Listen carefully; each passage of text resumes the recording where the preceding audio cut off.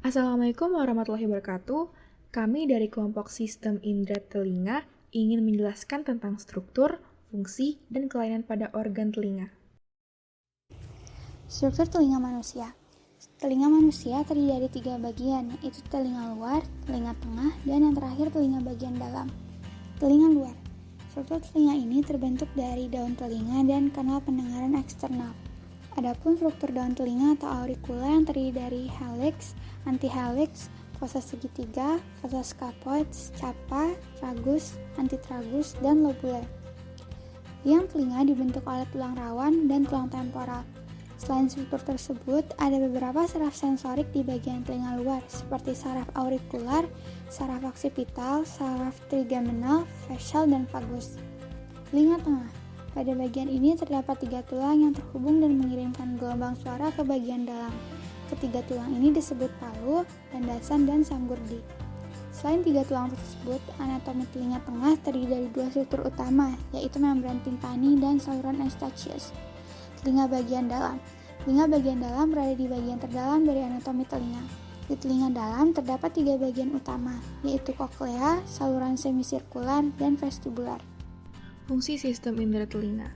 Telinga berfungsi untuk mendengar suara yang ada di sekitar. Selain untuk pendengaran, fungsi lain dari telinga adalah sebagai alat keseimbangan. Fungsi dari telinga luar adalah untuk menangkap getaran suara. Ada macam-macam penyakit atau kelainan pada telinga, seperti 1. Infeksi telinga.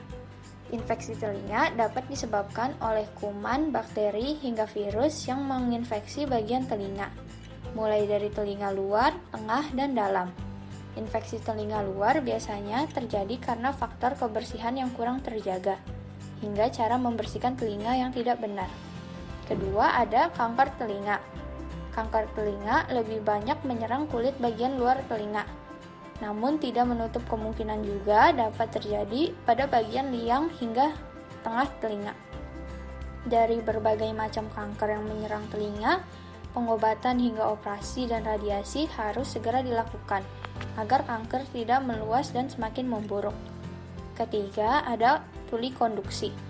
Penyakit telinga ini disebabkan oleh beberapa faktor seperti penebalan atau pecahnya membran timpani, penyumbatan saluran telinga yang diakibatkan oleh minyak serumen, pengapuran pada tulang pendengaran, kerusakan saraf auditori, hingga kekakuan hubungan stapes pada tingkat oval.